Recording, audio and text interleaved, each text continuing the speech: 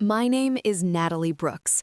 On the night of my birthday, my husband, Daniel Whitmore, stood at the head of a long table in a private room at an upscale steakhouse downtown.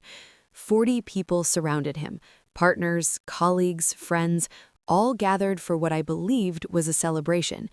Daniel raised his glass and smiled at me. "Congratulations, failure," he said. "We are finished." For a moment, no one reacted. Then laughter broke out, loud and sharp. Glasses clinked. Someone cheered. It was the kind of laughter that comes from people who already know the ending. At Daniel's side sat a woman I had never met. Her hand rested easily on his arm as if it belonged there. No one looked surprised. No one looked confused. I did not cry. I did not argue. I did not ask for an explanation. I reached into my purse and pulled out a single black envelope. I walked the length of the table and slid it toward him. "Before you celebrate," I said calmly, "you might want to explain to your sisters why their tuition disappears tonight, to your parents why their house and cars vanish, and to your partners why the firm collapses before the check arrives." The laughter stopped. Phones began to buzz across the table. Someone stood too fast and knocked over a chair. Daniel stared at the envelope, his smile frozen, his confidence cracking. I smoothed my dress and turned away. As I walked out of the room, I did not look back.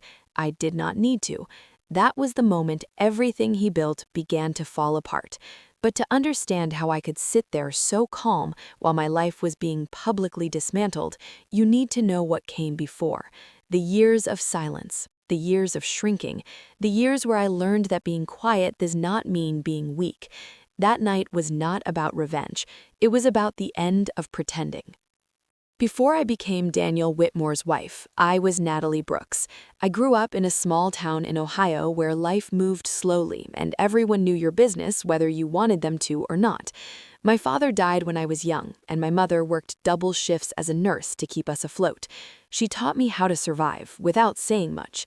You show up, you work hard, you do not complain. I learned early that being quiet made people underestimate you. Teachers praised the loud, confident students, while I sat in the back, observing patterns and solving problems faster than anyone realized.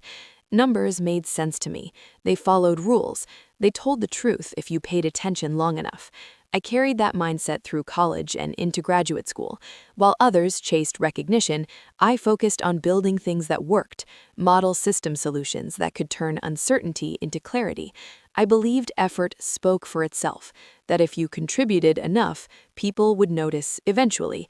Looking back, I know how common that belief is, especially for women. We are taught to wait our turn, to be patient, to trust that fairness will arrive on its own. I did not see patience as a risk. I saw it as maturity. By the time I met Daniel, I was proud of my work, but still uncomfortable claiming space. I was capable, but careful, confident, but quiet.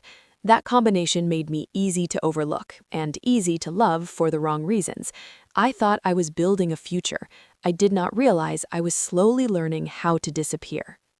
I met Daniel Whitmore during graduate school at a small industry seminar. He was one of the guest speakers, confident, polished, the kind of man who spoke as if the future already belonged to him. After the session, he approached me with a question about a model I had presented earlier that day. It was specific, thoughtful, and rare. We started talking after that. Coffee turned into long walks. Walks turned into late dinners where he spoke about the firm he wanted to build, a place that would be smarter, faster, and more ethical than anything else out there. He said he wanted a partner, not a helper, not a supporter, a partner. I believed him because I wanted to, because his ambition felt like direction and his confidence felt like safety. When he talked about success, he used the word we. When he talked about the future, he said together. When we married, it felt like momentum, not sacrifice. I imagined a life where our strengths complemented each other, his ability to lead and my ability to build. What I did not notice then were the small omissions, how he praised my intelligence in private but redirected credit in public, how partnership always meant contribution but never ownership. At the time, those details felt unimportant, like minor compromises you make when you trust someone. We moved quickly after the wedding. A larger house, a growing circle of professional friends, more expectations. Quietly settling into place, I stepped into the role everyone seemed comfortable assigning me. Supportive, calm, reliable. Daniel liked to say I balanced him. What he really meant was that I made his life easier while he chased recognition. Back then, I still believed patience was proof of love. I did not yet understand how easily patience can be mistaken for permission. From the outside, our life looked successful in every way that mattered. Daniel launched the firm not long after we married, a modern office downtown, glass walls, open layouts, the kind of place that suggested confidence and growth before anyone asked questions. Clients arrived in tailored suits, investors listened closely, the firm expanded faster than expected. What no one saw was how that success was built. While Daniel spent his days pitching, networking, and telling stories about vision, I stayed behind the scenes, building the seed vine that made those promises real. Late nights in our home office, turning raw data into models that could predict risk and opportunity with unusual accuracy. I did not support the firm, I built its core. The system identified patterns others missed. It reduced losses, increased returns, and gave Daniel the confidence to speak boldly. Every major account stayed because of it. Every profitable quarter traced back to work I had done quietly and alone. At meetings, Daniel explained my work using simplified language he had memorized. When technical questions came up, he redirected smoothly, then answered just well enough that no one pressed further. I smiled. I poured coffee. I adjusted slides. At home, I told myself this was temporary, that once the pressure eased, he would acknowledge the truth, that love meant trusting the process. But the months turned into years, and nothing changed. At dinners, people praised Daniel for his brilliance. He accepted the compliments easily, as if they belonged only to him. I sat beside him, nodding politely, invisible in a room built on my work. I told myself recognition was not important, that teamwork meant shared success, even if the credit was uneven. Looking back, I see how familiar this pattern is. Women carrying invisible labor in marriages and careers, believing that patience will eventually be rewarded. The firm thrived. Daniel's reputation grew, and with every success, the distance between what I knew and what the world believed became impossible to ignore. That was when I began to understand how quietly a life can be rewritten while you're busy keeping things running. The first clear warning did not arrive with a fight or an accusation. It came on an ordinary day that felt like every other one. That morning, Daniel rushed through the kitchen, already dressed, phone in hand, barely noticing the coffee I had set out. He told me he needed the conference room ready early for an investor lunch, and left without waiting for my reply. At the office, I arranged folders and checked the projector, while two younger executives talked just outside the glass wall. They didn't realize I could hear them. Daniel is bringing in his old college friend, one of them said. Chief strategist, big shift. About time, the other replied. And what about her? Still playing assistant? They laughed. The words landed harder than I expected. That night, while backing up files at home, I noticed a folder buried deep in the system labeled Reorg. Inside were draft plans, new organizational charts, future roles clearly defined. Daniel's name sat at the top. His college friend appeared beside him. My name was nowhere, not in technology, not in operations, not anywhere at all. One memo mentioned streamlining and removing redundant positions once certain personal matters were resolved. Personal matters. I closed the laptop and sat in the quiet room, feeling a cold clarity settle in. This was not about growth. It was about removal. I was not being overlooked. I was being planned out of existence. And for the first time, I understood that staying silent would not protect me. It would erase me. A few days after I found the reorg folder, I went to a small cafe near the office for lunch. It was the kind of place people chose when they didn't want to be seen. I had just sat down when I heard a familiar voice behind me. Daniel's assistant was there, speaking softly with another woman. They were close enough that I didn't need to turn around to recognize the excitement in her tone. The birthday dinner is all set. Private room downtown. He wants everything perfect. The other woman laughed. So that's when he finally does it. Absolutely, she replied. He's been planning it for months, making sure everything is moved around so she has no leverage when it's over. I stopped eating. She still thinks it's a celebration, the woman said. Poor thing, the assistant answered. Everyone knows about Claire. Everyone except her. Claire. The name settled into place like the final piece of a puzzle I had been avoiding. I sat very still as they talked about seating charts and guest lists as if they were planning a show, because that's exactly what it was. That night, Daniel came home late. He smelled faintly of perfume that wasn't mine. He kissed my cheek, distracted, and went straight to the shower. I stood alone in the kitchen, holding a glass of water I never drank. The affair was not an accident. The timing was not cruel coincidence. The birthday dinner was designed. He wanted witnesses. He wanted laughter. He wanted me small and embarrassed in front of everyone who mattered to him. What surprised me most was not the betrayal. It was how calm I felt once the truth was clear. The guessing was over. And in that stillness, I stopped asking how to save the marriage. I started asking how to save myself. The next morning, I reached out to someone I trusted from my past. Her name was Rachel Miller.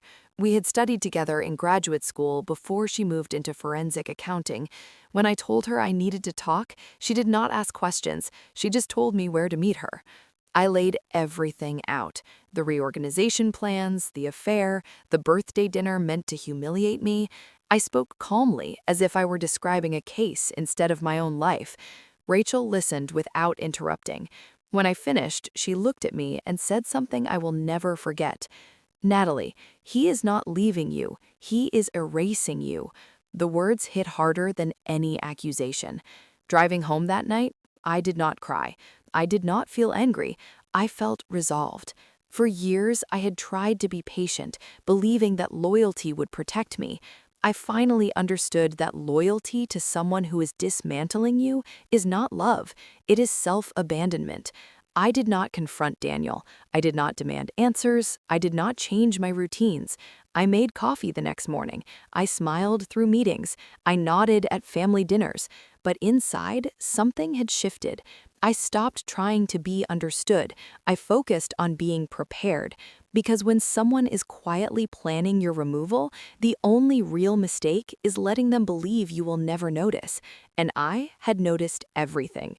I began at night when the house was quiet and Daniel was distracted or asleep. I did not rush. I treated it like every serious project I had ever built, with patience, structure, and clear boundaries. First, I protected my work. I separated my systems from the firm without changing how anything looked on the surface. Copies of code, documentation, and development timelines moved to encrypted drives. Patents I had filed years earlier under my own name were reviewed and updated. Ownership clarified. Nothing flashy, nothing illegal, just precise. Then I created distance through legal channels. Daniel never questioned. I formed small holding companies, ordinary names registered where paperwork blended into background noise. These were not weapons. They were shelters, places where my work could exist without interference. During the day, I stayed invisible. I followed instructions, I attended meetings, I kept the rhythm of our life exactly the same. No one suspects a woman who does not make noise. Over the years, I had helped Daniel's family with investments in trusts, education funds, property refinancing. I knew where everything connected, which agreements relied on trust rather than scrutiny. At a family dinner, his father complained about the lake house loan. I offered a solution through an old contact. Better terms, fewer complications. They were grateful. They signed. Daniel's sisters asked for help optimizing their education trusts. I handled the paperwork efficiently. Everything looked cleaner, more secure than before. What they did not see were the threads tying everything together, threads only I could pull. It was not sabotage, it was structure, like pulling a single stitch from a sweater. Nothing happens at first, then slowly everything loosens. At night, the weight of the secret pressed on me. There were moments I wondered if I had gone too far. Then I remembered the word redundant. This was not revenge. Preparation is not cruelty. Preparation is self-respect. And by the time Daniel realized what I had done, there would be nothing left for him to undo. A week before my birthday, my mother came to visit. She arrived on a gray afternoon with a small, worn suitcase and the same steady presence that had carried me through childhood. Daniel greeted her politely, then announced he would be away for the weekend on a golf trip with clients. When the door closed behind him, the house felt quieter than usual. The next morning, we sat at the kitchen table with coffee and eggs. Sunlight moved slowly across the counter. For once, I did not rush to clean up. My mother looked at me for a long moment and asked a simple question. How long has he made you feel like you have to earn your place here? I froze. She did not accuse or raise her voice. She waited, and that was enough. The words spilled out. The reorganization plans, the affair, the birthday dinner, the quiet work I had been doing to protect myself. She listened without interruption, her hand resting over mine. When I finished, she nodded. "Your father's first wife waited too long," she said softly. She thought love meant endurance. By the time it ended, she had lost more than money. She had lost herself. She stood and pulled me into a hug. We spent the afternoon gathering copies of documents, essentials, things I might need quickly. We hid them where Daniel never looked. When she left, she held my face gently. "When you are ready," she said, "you will not be alone." After she was gone, the house felt emptier, but I felt steadier than I had in years. The night of my birthday arrived quietly. Daniel laid out dresses on the bed as if he were choosing a costume for me. He told me to wear something appropriate for the occasion. I chose a simple black dress from the back of my closet, one I owned before him, when my clothes were about how I felt, not how I looked beside someone else. We drove downtown in silence.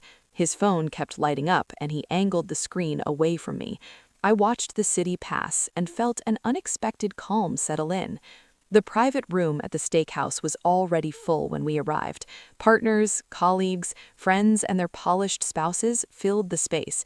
Every face belonged to Daniel's world, not one belonged to mine. He guided me to my seat near the far end of the table. His place waited at the head.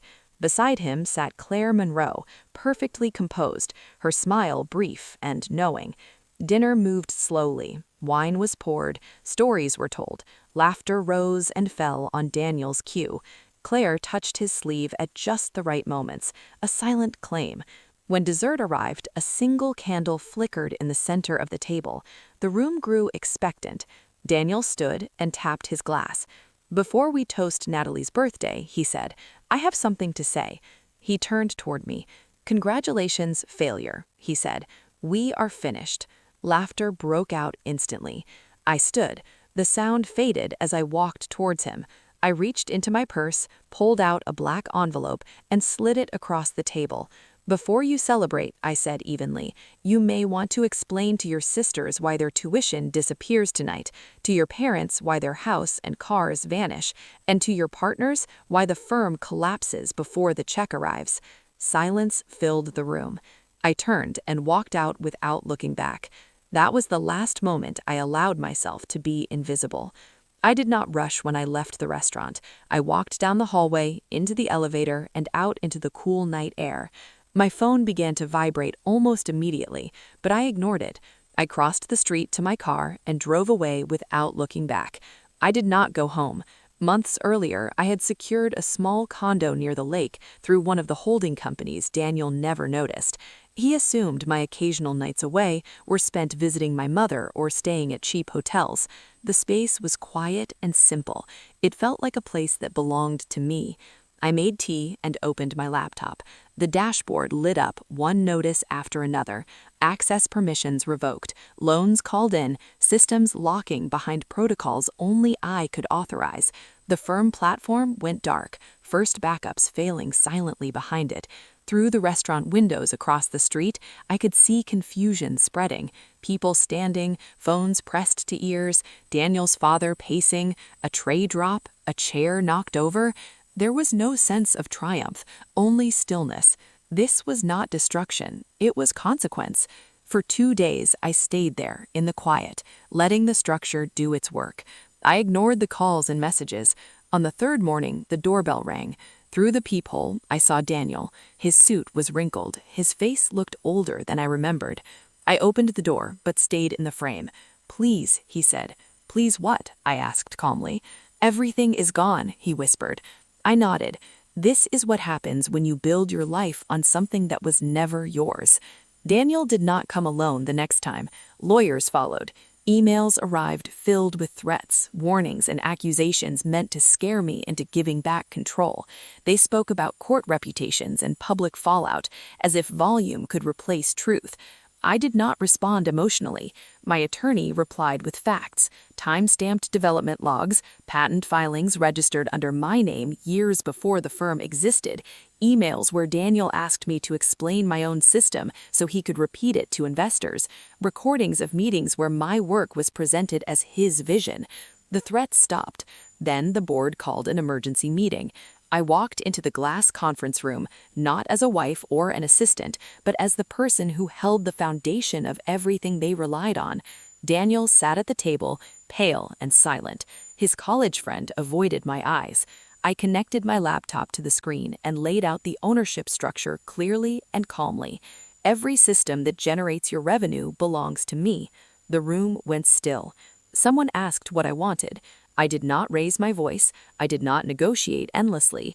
I gave them two options: a clean transfer on my terms, or the complete collapse of the firm once regulators and competitors stepped in. They did not argue. They signed, not because I demanded power, but because they finally understood who had always held it. I did not stay after the meeting. Once the documents were signed, I closed my laptop, stood up, and walked out of the building without looking back. The glass walls, the long table, the echoes of old meetings, all belonged to a life I had already outgrown.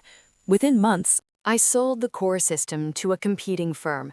The deal made headlines, but I did not celebrate it. The number mattered only because it bought me freedom. I leased a modest office overlooking the lake and started over under my own name, Brooks Analytics. No borrowed reputation, no shadows. Just the work. This time, I chose my team carefully. I hired women I had met over the years who reminded me of myself.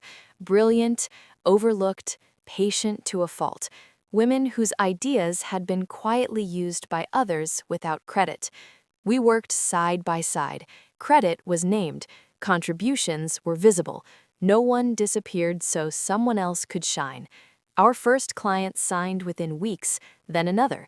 The returns outperformed anything Daniel's firm had ever produced, not because we worked harder, but because we worked honestly. For the first time, success felt clean. I was no longer trying to prove I belonged in the room. I was building a room where belonging was never questioned. That was the real beginning, not of a company, but of a life that finally felt like mine. Several months later, I saw Daniel again by chance. It was at a business conference downtown. He stood behind a small booth for a minor advisory firm, wearing a suit that no longer fit quite right. His smile was polite, strained, offered to people who barely slowed their steps. When our eyes met, he looked away first. I walked into a full room to give my talk. I spoke about systems and strategy, but also about ownership, about how ideas are often born in quiet places and how easily they are taken when the person who built them stays silent. Afterward, women approached me one by one. Some shared stories that sounded painfully familiar. Others simply said, "Thank you." With part of what I earned, I started a small foundation. Quiet grants for women whose work had been overlooked, legal help to protect what they create, mentorship without ego or conditions. I did not do it out of anger. I did it because no one should have to disappear in order to belong. Standing by my office window one evening, watching the lake turn silver, I thought about how much my life had changed. I did not destroy anything. I dismantled what was false and built something real in its place. Sometimes betrayal clears the space for your truest self to emerge, and in that space, you do not just survive, you finally live. If this story resonated with you, stay with us at The Art of Revenge. Like, share, and comment below and tell us where you are listening from.